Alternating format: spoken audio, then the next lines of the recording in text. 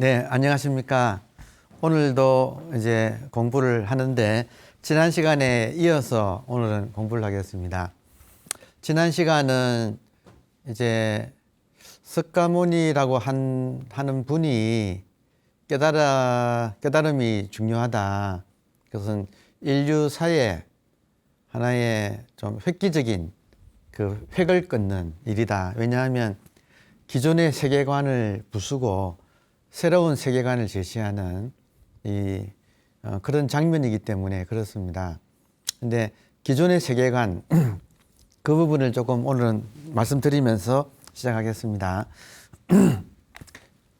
시타르타 태자가 출가한 당시에 버마 인려가 당대를 지배하는 사상이에요. 그러면 버마 인려를 위한 수행법.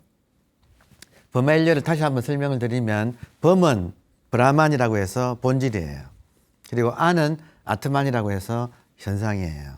그러면 이 본질과 현상인데 본질과 현상의 관계에서 브라만은 순수하고 완전하고 그리고 그것의 유출인 그것이 한번 굴러 떨어져서 차원이 낮아져서 생긴 현상이라고 하는 것은 오염이 일어나고 그리고 그 오염이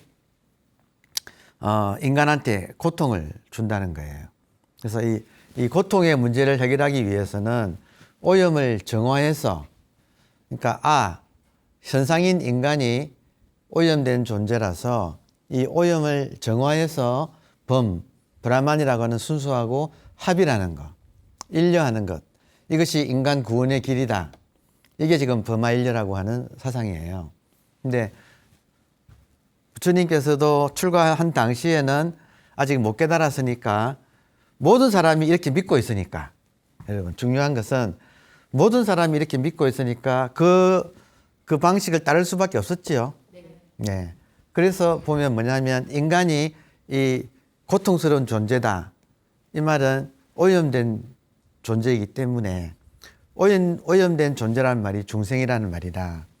지금 사트바라고 하는 이제 이 말이 중생 이 말이 이제 오염된 존재다. 자, 그래서 오염된 존재가 정화를 통해서 구원받는다.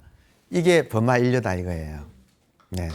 그러면 인간은 대부분 두 부분을 가지고 있죠. 육체와 정신이잖아요. 그러면 육체의 오염은 고행을 통해서 정화하고 정신의 오염은 선정산매, 선정을 통해서 이 수행을 통해서 정화한다. 그러면 그 정화가 완성되면 인간은 구원을 받는다. 고통에서 벗어나서 구원을 받는다. 그걸 굳게 믿고 이 시타르타 태자가 출가해서 이 수행을 했다 이거예요. 그러면 선정 수행을 먼저 했어요. 한 1, 2년 동안 열심히 했어요. 그리고 소질이 있었던지 당대에 선정에 두 스승이 있었는데 알라라 깔라마하고 우따까라마 붓다라고 하는 두 분의 스승을 통해서 선정 수행에서 가장 깊은 경지 구차재정이라고 하는 것이 있는데 이 선정의 가장 깊은 경지인 비상비비상천이라고 하는 경지까지 갔다 이거예요. 그러니까 그 이상은 없어요. 이제 가장 깊은 곳에 가니까 고요한 거예요. 근데 그때가 되면 고요해서 정화가 일어난 것 같고 그리고 문제가 없어지고 평화로웠어요. 근데 문제는 뭐냐면 여러분 한 인간이 선정을 통해서 고요해졌어요. 그러면 아주 깊은 경지까지 갔어요.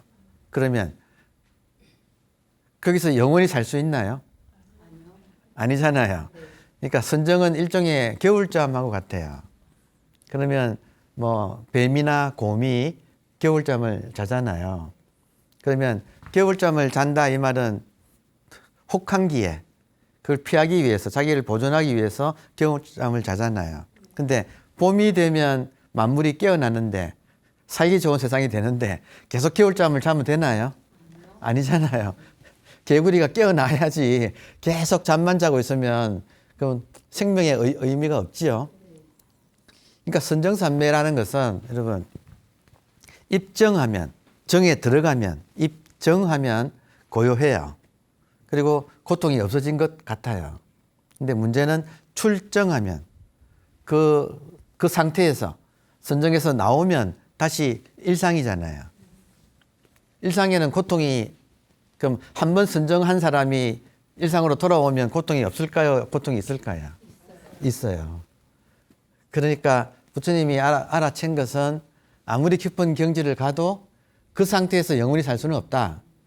그러면 다시 출정을 하는데 그 선정을 깨고 나오면 일상에서는 부처님의 화두는, 부처님의 문제는 생로병사였어요. 이 문제는 안 풀리는 거죠. 왜냐하면 선정 상태에서는 다 고요해지니까 생로병사가 없는 것 같았지만 그거는 오래 안 가잖아요. 대부분의 시간은 이렇게 깨어서 살잖아요. 일상에서. 그러니까 여기에는 생로병사가 여전히 있다. 역설적으로요. 역설적으로 선정을 맛보면 일상에서의 이 고통이 더 심해져요. 이해되세요? 고요한 경지를 맛보면 맛볼수록 이 일상에서의 고통은 더 심해져요. 이거는 비유하자면 산이, 낮은 산은 계곡도 낮잖아요. 근데 산이 높으면 경지가, 선정의 경지가 높으면 계곡도 깊어요. 일상의 고통도 더 심한 거예요. 그러니까 역설적으로 선정 수행을 통해서는 이 문제가 해결되지 않는구나. 여러분 수행하시는 수행자들도요. 여러분 해보시면 어떤 좋은 경지를 맛보면 그 이후에는 고통이 더 심해져요. 왜냐하면 잃어버린 것 같아요. 그 귀한 그 어떤 경지를 맛보면 그것이 잃어버린 것 같아서 상실감이 굉장히 커져요. 그래서 조울증 아세요? 조증과 울증. 기분이 좋았다가 급전직하에서 우울증이 짚어졌다가 하는 조울증 있잖아요. 수행도 잘못하면 조울증 돼요. 이해되죠? 그래서 다시 말하면 선정수행은 생멸법이지, 생겼다가 사라지고 변화하는 것이지 본질 자체는 아닌 거예요. 이해되죠? 자, 그래서 최고 경지까지 갔지만 문제 해결을 못했어요. 다시 말하면 부처님의 그때 문제의식은 범아일료잖아요. 그럼 범아일료를 하기 위해서는 나는 오염된 존재니까 나를 정화시켜서 내 정신을 정화시켜서 순수한 브라만하고 하나가 되려고 했는데 실패했어요. 맞죠? 그리고 다음에 이제 그러면 육체가 아직 안 되어서 그런가 해서 육체를 정화하는 고행을 했는데 엄청나게 열심히 했어요. 부처님은 아주 애살이 강한 분 같아. 그래가지고 하루에 곡식 한 톨 먹고, 그리고 숨을 참아가지고 숨을 안 쉬었어. 그러니까 여러분 얼마나 고통스러울까요?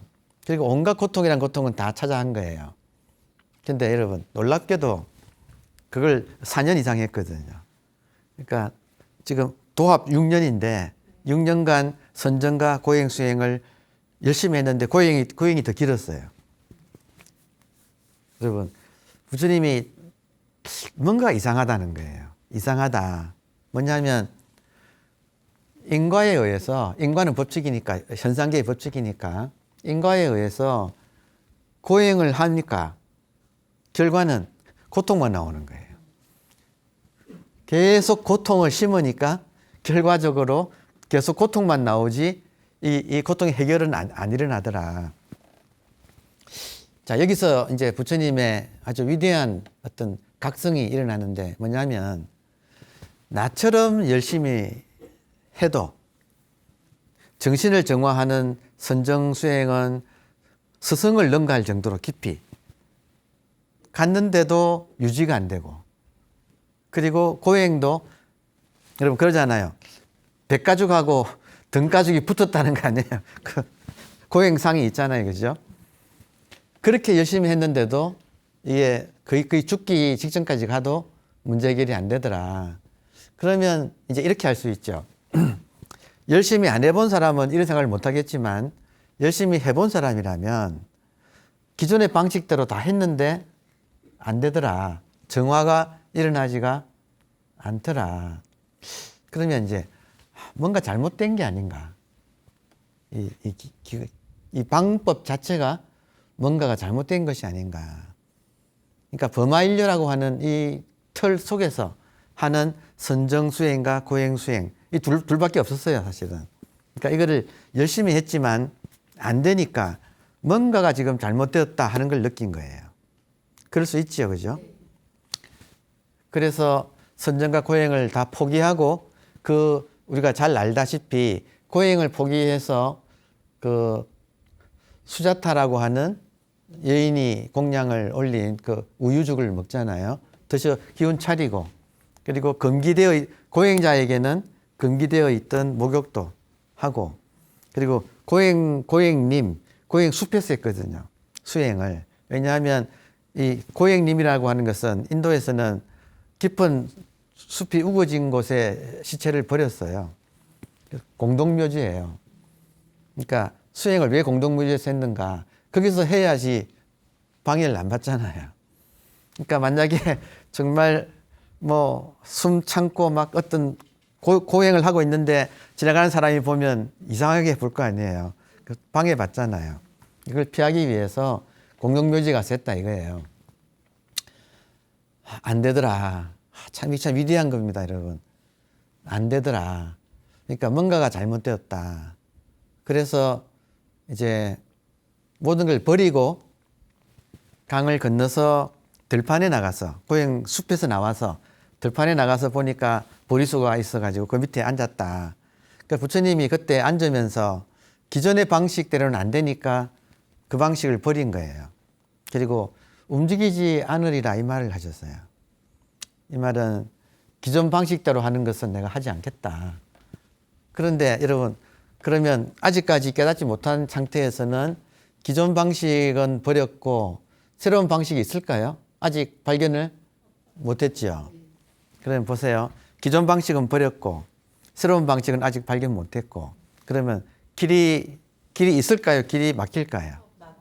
길이 막히잖아요. 그러니까 길이 막힌 채로 보리수 나무 아래에 앉았다는 거예요. 무슨 방식을 가지고 앉은 건 아니에요. 다 내려놓고 그냥 앉은 거예요. 그리고 어찌할 바를 사실은 뚜렷한 방법도 없었어요. 제가 그동안에 화두라고 하는 걸 잠시 소개를 하면서 화두는 길이 끊어져야 한다는 걸 강조했죠. 다시 말하면 생각이 막혀야 한다. 그러니까 부처님께서 아무 방식 없이 앉은 것이 지금으로 본다면 마치 화두를 드신 거하고 비슷해요. 그러니까 어떤 방법 없이 꽉 막힌 채로 그냥 앉았다. 하여튼 그러고 일주일 만에 깨닫지 않습니까? 그러니까 그 깨달음이라는 것이 참 위대한 거죠. 여러분, 본질을 깨달은 건데, 여러분, 본질을 깨달으면 제가 지난 시간에도 설명드렸지만 모든 깨달음은 일반적인 입장에서 두 가지를 깨닫는다. 첫 번째는 본질을 깨닫고, 현상에만 살던 사람이 이렇게 눈에 보이는 현상이잖아요. 알잖아요. 우리가 잘 알잖아요. 우리는 현상은 도사들이에요. 귀신처럼 알아요. 이 현상은. 근데 본질을 몰랐다가 본질을 한번 깨달아요. 그러니까 본질을 깨닫는데 그게 첫 번째 깨달음이고, 두 번째 깨달음은 본질과 현상의 관계를 깨닫는 거예요. 그 본질과 현상의 관계가 범아인려는 범은 본질이고 아는 현상인데, 인려란 말은 범은 원형이라서 순수하고 절대고, 그리고 아는 복사본이라서 유출된 것이라서 전변된 것이라서 열등하다는 거예요. 복사본이라서 열등하고 오염되어서 이 오염된 것을 정화해서 본질하고 하나가 된다가 범아인려예요. 이 말은 본질과 현상의 관계가 대등한 것이 아니라 원형과 카피본으로 순수와 오염이라고 하는 이런 우열 관계가 있다. 종속된 관계다. 이렇게 말을 할 수가 있어요. 그러면 피조물인 입장에서는 창조주하고 하나 되는 그래서 구원을 받는 이런 식의 사고방식이 짜여져 있는 곳에서 그 세계에서 부처님이 깨달았더니 놀랍게도 본질과 현상이 하나더라는 거예요. 이건 굉장히 중요한 어떤 발견이에요. 그래서 지금 지난 시간 잠깐만 복습하면 범하일려라는 것이 나온 사상적인 배경을 전변설이라고 한다. 전변설이란 말은 본질이 굴러서 복사되어서 창조 피조가 되어서 현상이 생겼다 이 말이에요. 이게 전변설인데 부처님의 깨달음은 연기를 깨달았다. 그래서 연기설은 전변설하고는 달라요. 어떻게 다른가? 본질과 현상을 말하는 것은 같지만 그 관계가 달라요. 전변설은 관계가 본질이 우선이고 그리고 현상은 그 부차적인 것이에요. 근데 연기설은 그게 아니라 본질과 현상이 같다는 거예요. 이게 제가 지난 시간에는 전변설을 설명하면서 색이라고 하는 현상이 변해서, 그러니까 정화되어서, 색은 오염됐으니까 정화되어서 순수한 본질하고 하나가 된다 하는 전변설은 색, 변, 시, 공이라면 연기설은 변화가 아니고 있는 그대로 색, 즉, 시, 공 이게 연기설이라는 거예요. 다르지요? 네. 그렇지 않나요? 이걸 나한테 적용하면 어떻게 돼요? 나는 지금 열등하고 모자라고 불만족스럽고 모든 것이 2% 부족하고 여러분 안 그랬어요? 저는 그래서 이 공부했거든요. 하여튼 2% 부족해. 그리고 뭘 해도 불만족스러워. 뭔가가 지금 성이 안 차고 항상 갈증이 있고 허덕이고 있고 뭔가가 하여튼 이게 여기가 아니야. 어디를 가야 돼. 여러분 여기가 아니야. 현상은 아니야. 본질로 가야 돼. 이게 전변설이에요. 이게 지금 범하일려예요. 우리도 그렇게 안 살았나요? 자기도 모르게. 예. 근데 부처님께서 깨닫고 보니까 본질이 저기 있잖아요. 이제 정말 중요한 거죠. 전변설에 의하면 여기는 현상계고 모자란 세상이에요. 오염된 세상이에요. 고통의 세계예요. 그리고 본질의 세계, 순수의 세계, 완전한 세계는 저기에 있어요. 저기를 브라만이라고 하든 천상이라고 하건 하늘나라라고 하건 어쨌든 간에 저쪽에 있어. 그러니까 우리들의 인간의 사명은 여기서 있으면 안 돼. 저기를 향하여 가야 돼. 그러니까 항상 목마른 거예요. 이해되시죠? 네. 근데 부처님이 깨달았더니 본질이 어디 있느냐면 여러분 본질이 여기에 있는 거야. 갈 필요가 있어요, 없어요? 없어요.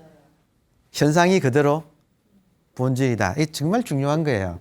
이게 지금 아무것도 아닌 것 같지만 지금 이 깨달음이 없으면 모든 인간은 어쩔 수 없이 현상은 불만족스럽고 오염되고 죄인의 세계고 그리고 중생의 세계고 그리고 저 어디엔가 이것이 정화되어서 깨끗한 순수의 세계가 있어서 우리는 저리로 가야 해 하는 이 기본적인 인간을 억압하는 인간을 계속 갈증 목마르게 만드는 이 세계관의 틀에서부터 벗어날 수가 어려워요.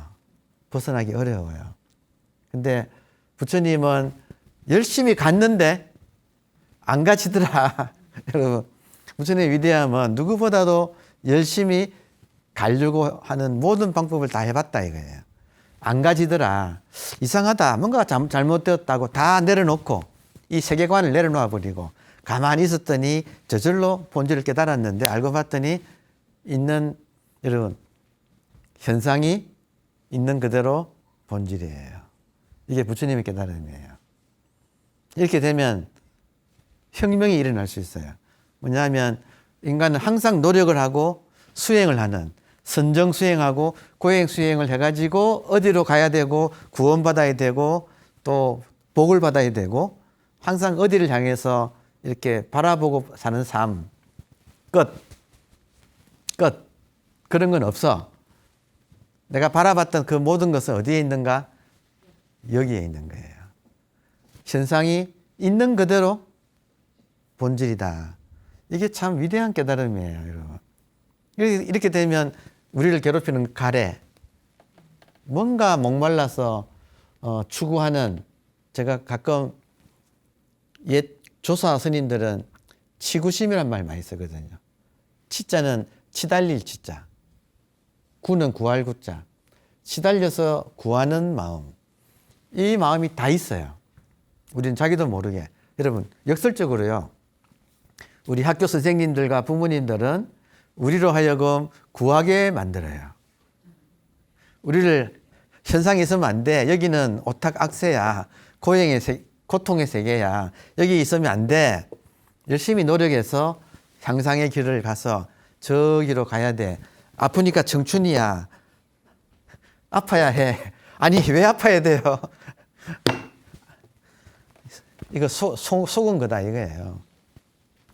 이 세상의 세계관을 그렇게 가지고 살면 평생 어딘가를 가야 되고 계속 평생 아파야 돼요. 그렇잖아요? 그게 아니다. 그 생각에 속지 않으면 여기가 현상이 있는 이대로 본질이다. 여기가 극락이라는 거예요. 여기가 에덴이라는 거예요. 참 부처님 그 깨달음은 위대한 것 같아요. 그래서 출가 후 처음에는 선정 수행을 했지만 그러나 입정과 출정이 달랐다. 이해되죠? 아까 설명했습니다. 입정할 때는 좋지만 출정하면 깨지는 평화. 그것은 잠시 평화한 거지 진정한 평화가 아니다. 그리고 고행의 극한까지 갔지만 고통은 인과에 따라 고통만을 남겼다. 이게 아니다. 이게 아니다가 위대한 거예요, 여러분. 그렇지 않나요? 근데 이런 말을 할 수 있는 이유는 다 해봤으니까. 열심히 해봤는데 안 되더라. 그럼 뭔가 잘못된 거죠.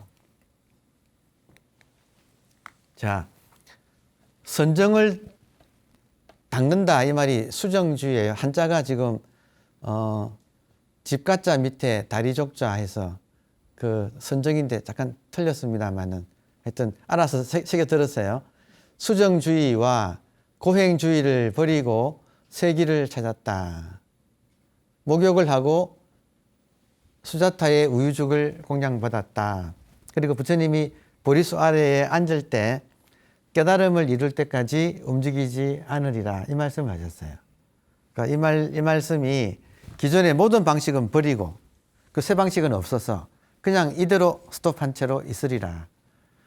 이게 지금 화두하고 같아요, 여러분. 사실은 제가 이런 말은 조금 오해받을까봐 좀 말하기가 좀 어렵지만 제가 화두를 해본 입장에서 화두가 딱 들리면 딱 요 상태가 돼요. 기존의 모든 것은 다 안 돼. 버려져요. 생각이 멈춰요.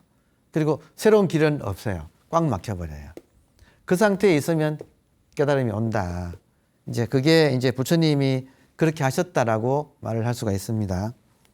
다음에 이제 중요한 것은 깨달음의 내용은 연기다. 자, 연기를 다시 한번 복습하면 이것이 있으므로 저것이 있고 저것이 있으므로 이것이 있다. 이것이 없으면 저것도 없고 저것이 없으면 이것도 없다. 자, 이것과 저것에서 본질과 현상. 본질이 있으므로 현상이 있는데 문제는 다시 현상이 있으므로 본질이 있어요. 이걸 유대 기독교적으로 말을 한다면 창조주가 있으므로 피조물이 있다. 이거는 해당되지요. 그렇지만 피조물이 있으므로 창조주가 있다. 이것은 우열의 세계에서는 용납이 안 되죠. 연기는 현상이 있으므로 본질이 있는 거예요. 다시 말하면 여러분 현상 없는 본질은 없어요. 이게 깨달음의 내용이에요. 이게 연기예요. 그러니까 지금 본질과 현상의 관계가 우열과 종속의 관계가 아니라 본질과 현상이 완전히 즉이라는 말로 딱 하나가 되는 완전히 하나인 이게 연기라는 거예요. 그러니까 색즉 시공, 공즉 시색. 이것이 있으므로 저것이 있고 저것이 있으므로 이것이 있다. 그리고 현상이 없으면 본질도 없다는 거예요. 그러니까 기존의 아리안 사상을 혁명을 일으키는 새로운 세계관의 등장이다. 이렇게 말을 할 때 조금 이제 무슨 뜻인가 하는 것은 좀 이해가 되시나요? 예. 다시 말하면 본질이 저기 있지 않고 저 어디에 있지 않고 여기에 있는 거예요. 그러면 이걸 찾아서 어디로 가야 될까요? 아니면 그대로 깨닫기만 하면 될까요? 깨닫기만 하면 되죠. 그러니까 무서운 것이 불교는 기본적으로 불교는 돈교예요. 돈이란 말은 단박이란 말이에요. 단박에 깨닫는 가르침. 불은 깨달음이잖아요. 불교는 깨달음을 가르치는 종교 혹은 깨달은 사람이 가르치는 종교. 이게 불교잖아요. 그러니까 불교는 기본적으로 돈교예요. 왜냐하면 깨달음은 저 노력해서 저기 가서 깨닫는 게 아니라 여기에 본질이 있다는 것을. 그 본질과 현상이 하나라는 것을 깨닫는 거예요. 이 깨달음은 여러분 내한테 없는 걸 가서 하면 시간이 걸리죠. 그런데 지금 이대로 본질이면서 그대로 현상이라고 하는 이걸 깨닫는 데는 시간이 걸릴까요? 안 걸릴까요? 안 기본적으로 돈교예요. 깨달음은 항상 즉각 일어나는 거지 천천히 단계를 밟아서 일어나는 것은 아니다. 왜냐? 본질은 여기 있으니까. 내한테 있는 것을 깨닫는 것은 확인하면 되잖아요. 근데 내한테 없다면 시간이 걸리고 시간이 걸린다 이 말은 점교라 그래요. 점차 점진적인 할 때 이 점. 불교는 기본적으로 점교가 아니고 돈교다. 그런데 재밌는 것은 말이 났으니까 여러분 본질이 여기 있다는 것을 중도라 그래요. 근데 본질이 저기 어디에 있다 하면 외도예요. 그러면 인간의 구원이 저기를 가야 된다 하면 외도예요. 근데 인간의 구원이 여기서 이루어진다 하면 중도예요. 지금 중도와 외도의 차이를 아시겠어요? 그러니까 부처님의 깨달음은 외도가 잘못되었다는 거예요. 중도를 제시했다는 거예요. 그러니까 중도를 연기라고 그래요. 그러니까 지금 외우세요. 하나의 공식이에요. 연기 이꼬르 중도. 연기 이꼬르 중도. 자, 부처님은 중도를 깨달으셨다. 또 다른 말로 연기를 깨달으셨다. 중도나 연기는 뭐예요? 본질과 현상의 관계예요. 본질과 현상의 관계가 연기다 혹은 중도다 이 말이에요. 그러면 지금 우리가 현상은 알잖아요. 근데 본질을 한번 깨달아야 돼요. 근데 본질을 깨달으면 본질이 저기 있지 않고 여기 있다는 거예요. 이 땅이 그대로 본질이라는 거예요. 현상이 그대로 본질이지 현상을 변화시켜 가지고 본질로 만드는 것이 아니다. 그렇게 되면 모든 것에서 변화가 일어납니다. 다시 말하면 여러분 우리가 살면서 좋은 학교를 가야 되고 그러니까 성적이 좋아야 되고 좋은 학교를 가야 되고 좋은 직장을 구해야 되고 하는 것 전부 다 자기한테 이미 있는 거예요? 아니면 저기 있는 걸 쟁취해야 될 거예요? 그러니까 그렇게 생각하면 뭘 해야 되잖아요. 그렇지 않나요? 그러니까 다시 말하면 제가 드리고 싶은 말씀은 인간이 이상이 있고 현실이 있다면 이상이 같이 있고 그 이상을 향해 가는데 오히려 현실은 방해된다면 사람들은 현실을 짓밟고 이상으로 향하여 뛰어가려고 하는 삶을 산다. 제가 그래서 불만족스러웠던 거예요. 제 삶이. 보통 사람들의 삶이 불만족스러운 이유는 현실은 오염되어 있고 열등하고 이상이 있어서 그 이상을 향하여 나아가야 한다. 이렇게 되면 그 삶은 계속 불만족에서 벗어날 수가 없어요. 이 구조 자체가 그렇다는 거예요. 근데 알고 봤더니 그런 이상은 없어요. 그러니까 지금 깨닫지는 못해도 이 방송을 들으시는 인연으로 다른 건 다 몰라도 이 말 하나를 기억해 주시면 감사하겠습니다. 우리가 지금까지 인생을 살면서 지향했던, 추구했던, 목표로 삼아서 달렸던 그런 이상은 죄송하지만 없어요. 있다 그러면 지금 여기에 있어요. 그러니까 정말로 돌아봐야 할 거를 끝없이 밖으로 추구하는 삶. 이거는 피곤한 삶이에요. 영원히 우물쭈물 하다가 그렇게 끝나는 삶이라는 거예요. 그러니까 지혜라는 것은 본질이 저기 있는 것이 아니라 이쪽에 있다는 것이 진짜 지혜예요. 그러니까 관심을 이쪽으로 가야지 이쪽으로 오는 것을 중도라 그러고 저쪽으로 가는 것을 외도라 그러고 그래서 지금 그 하나만 알아 지금 이 말을 듣는 인연만 있어도 내가 외도로 살던 삶에서 정말 한번 돌아보자. 정말 그런가? 정말 모든 사람이 설정한 그 이상이라는 것이 정말 있는 것인가?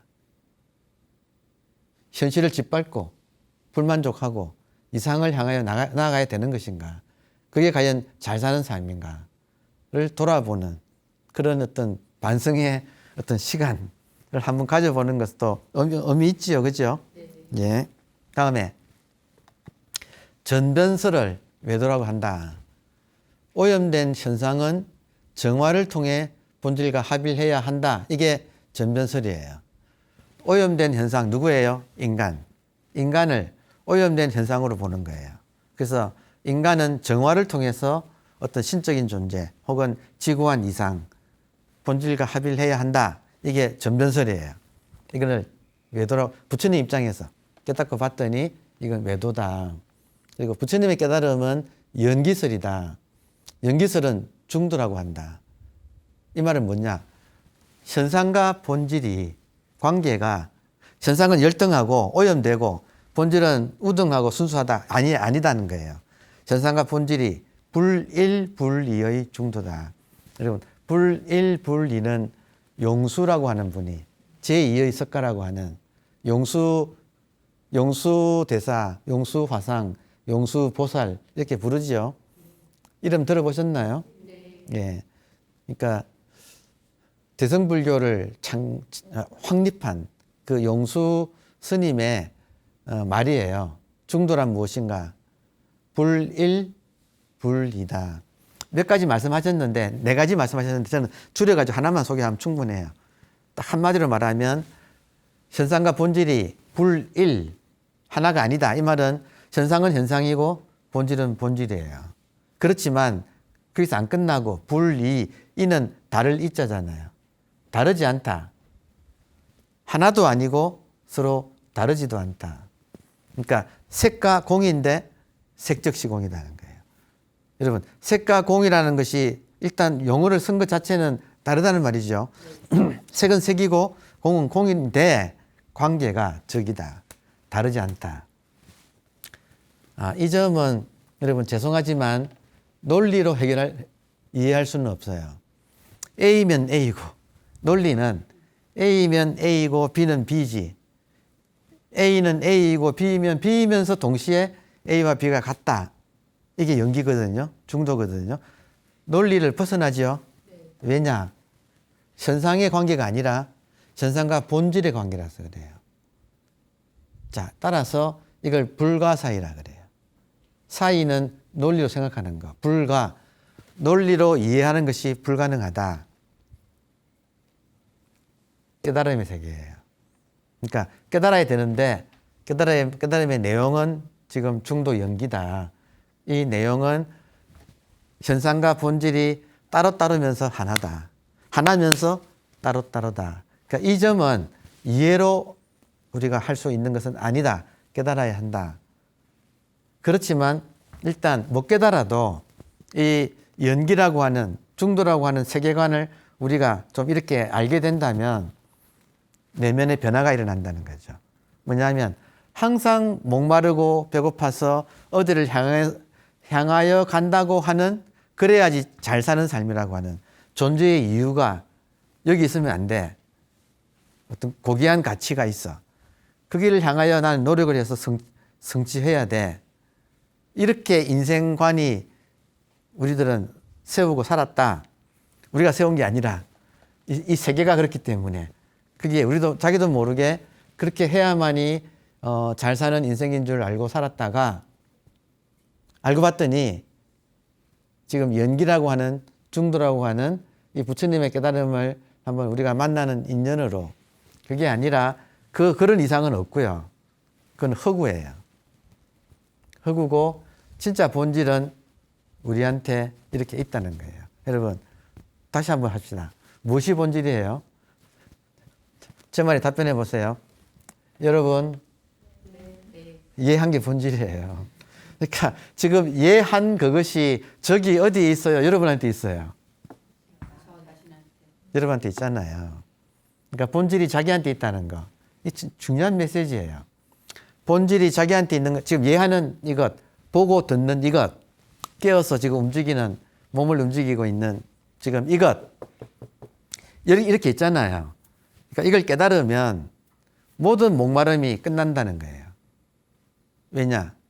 이것에 대한 목마름이에요. 안 그래요?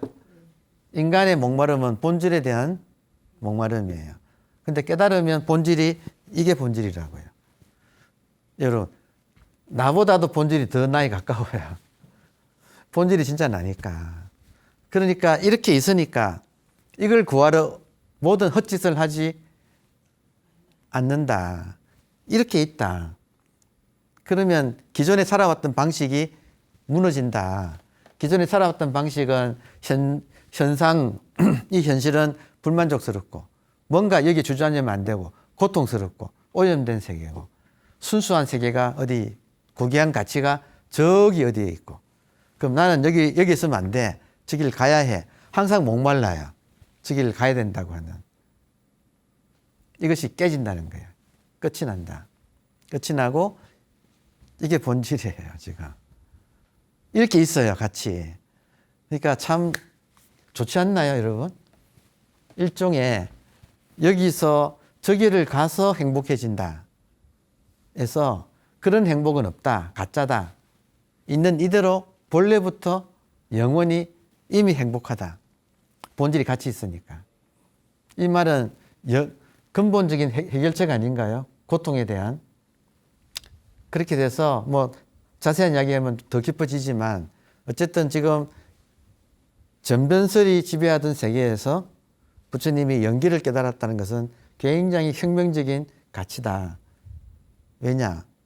모든 인간이 무언가를 구하는 삶을 살던 데서 그 구하는 대상은 거기 있지 않고 여기 있다. 구할 필요가 없다. 있는 그대로 깨달으면 그대로 완성이다. 이미 완성되어 있다. 이미 본질이 이렇게 여러분 우리가 일거수일투족이 지금 본질이 하는 거예요. 그러니까 이것이 이제 외도와 중도의 차이라고 할 수가 있었겠습니다. 지금 제가 약간 오늘은 지난 시간과 이번 시간은 저는 솔직히 이 시타르타라고 한 태자가 발심을 해서 출가를 하고 그리고 진리를 구하여 열심히 누구보다 열심히 했고 그리고 기존의 세계관이 잘못되었다. 전제가 잘못되었다. 전변설이 잘못되었다. 그리고 꽉 막혀가지고 아무 방법 없이 이렇게 앉았다가 일주일 만에 대오를 하고 대각을 이루고 그리고 이 전변설이 아니라 연기설이라고 하는 이 깨달음을 제시한 인류에게 제시한 부분은 굉장히 감동스러워요. 그래서 지난 시간과 이번 시간은 그냥 다 종교를 넘어서 한 인간이 정말 진실되게 진리를 구하다가 그 기존의 체계가 전체가 잘못되었다는 사실 그걸 완전히 무너지는 그 세계를 무너지고 봤더니 여기가 극락이지 저기가 극락이 아니더라. 여기가 하늘나라지 저기가 하늘나라가 아니더라. 여기가 에덴이지 저기가 아니더라 하는 이 위대한 깨달음. 예. 그리고 그 깨달음을 정리하면 본질과 현상의 관계가 현상을 모자라고 열등하고 오염된 현상을 정화시켜 가지고 본질로 만드는 것이 아니라 현상이 있는 그대로 본질이더라. 조금 더 손을 댈 필요가 없더라. 같이 있더라. 현상과 본질이 따로따로인데 완벽하게 같이 하나가 되어 있더라. 이게 우리들의 존재의 구조다는 거예요. 진짜 구조. 나는 현상이고 오염된 존재고 원죄에 찌든 인간이고 중생이고 이게 아니라 그게 아니라 이미 있는 이대로 완성된 존재다 하는 깨달음은 위대하다. 그래서 잠시 한 말씀만 드리면 말라서니까 중생이라고 하는 개념, 이제 불교 안에서 말한다면 나는 중생이다 하는 게 중생상이에요. 상은 고정관념. 나는 중생이라고 하는 고정관념. 이게 지금 외도 세계관의 핵심이에요. 외도라고 하는 세계관의 핵심은 나는 오염된 존재다. 나는 중생이라고 하는 이 관념, 이 굳어진 생각, 이 세계관, 이 중생상만 없으면, 여러분, 깨달음은 진짜 간단한 건데요. 이 중생상만 없으면 나는 중생 아니지요.